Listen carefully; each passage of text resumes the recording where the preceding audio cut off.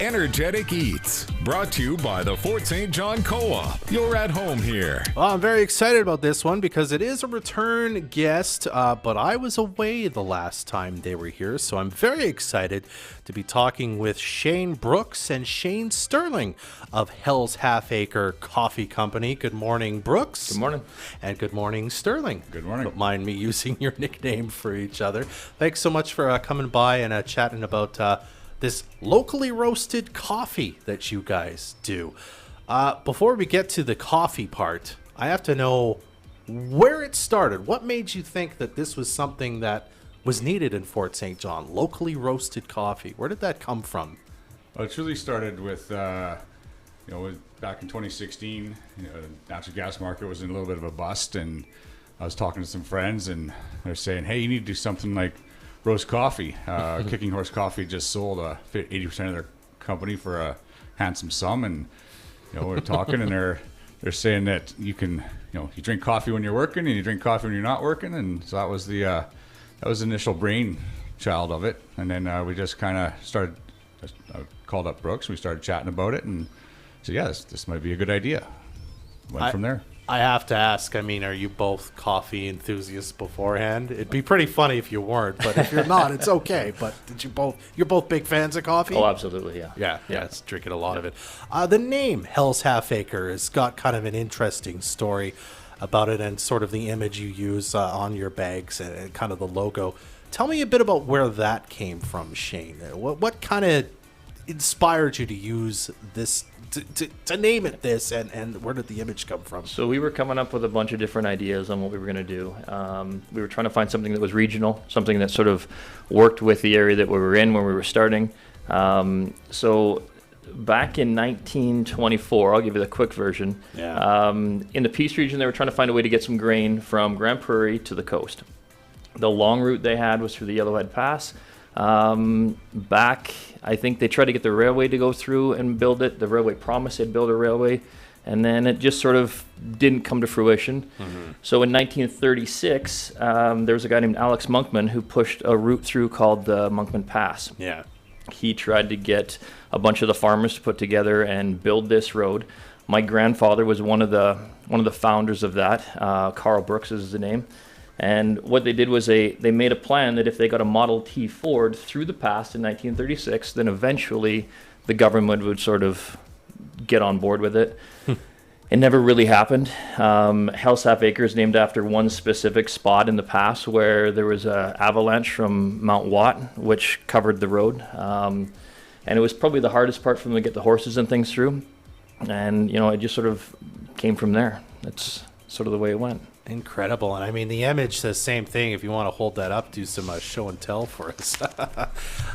Tell us a bit about that image if you can. So the image on the front is a Model T Ford. That's what they pushed through. Absolutely. They got that all the way from Grand Prairie to, I think it was McGregor River. They were about 30 kilometers short, but and then there's the mountains in the background, and the fact that we want to go national, we got a Canadian flag sticking on there. Absolutely. Got to make sure that's in there. All right, well, let's get to the coffee part of this, because of course you can't grow coffee here in the Peace region, as far as I know. I don't even know if you can really grow it in Canada, so you have to get that from outside of kind of the local area. But you bring it here and you roast it yourself. Was that important to you from the beginning, that we're going to do it here in Fort St. John and make it really a local story? Because you could have hired a roaster to do it somewhere else for you, right? It makes it definitely ties it to the area, and it also makes, like, if you're getting roasted somewhere else, you're basically buying an outside coffee, bringing it in, all you're doing is packaging it. Mm-hmm. You have no control really over the product. And so it was very important for us. So we have a couple different import brokers that we use to import the coffee from various regions around the world, and then we roast the green beans here, and then now we're able to distribute out our product from this area. Okay. And that leads me to my next question about sort of the making of this.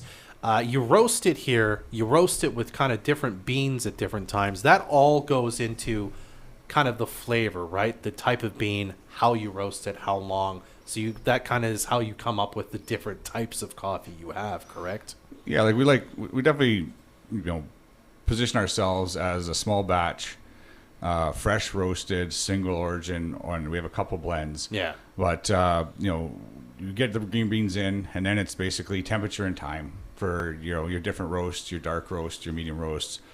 We're working on a light roast. That's a bit of a difficult one, but we're hopefully going to have a light roast here soon.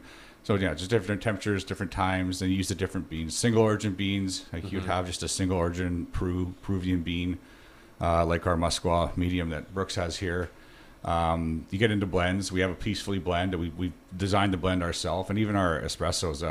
All espressos are a blend, and we've developed our own espresso blend called the Fire 19 as well. So I see. So you're working on light roast. Just out of curiosity, what's the difficulty? What's so different about that you can't just kind of do it? So making coffee is not as simple as it sounds. We've got a drum roaster. We don't fry it on a frying pan or in a popcorn popper. When you cook it longer, it tends to be, you can burn a lot of the flavors out of it, but a lot of people in the north like a dark roasted bean. Yeah. But it tends to burn a lot of the flavors out of it.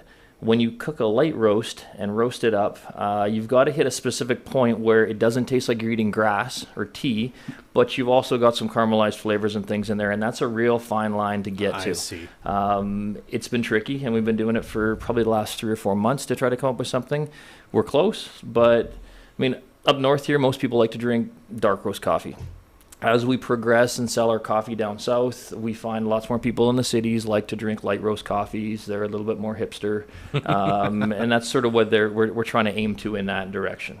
Okay, very cool. So it's just fascinating to me that you got to aim for this little window to make it light roast, and it just requires a lot of skill and a lot of practice. Absolutely, to get there. yeah. All right. Well, I've been seeing your coffee kind of all over the place lately. If people are interested, how many different kinds do you have, by the way, at the moment? I think we've got 6 different roasts. We've got a couple lights, we've got a blend, we've got an espresso, we've got a dark, and we've got a decaf. And the decaf is probably the best decaf out there. It doesn't taste like a decaf. It's pretty good. Yeah. And you can find us. We've got a lot of different places we're selling to right now. We're saturated a little bit in northern BC, but we're working our way down south. We're in some Save On Foods. Yeah. We've got some good fundraising programs that we do across northern BC as well. Yeah. Awesome. And I know I've seen your stuff kind of at local shops and stuff where people are just selling it. So you can get your hands on it very easily.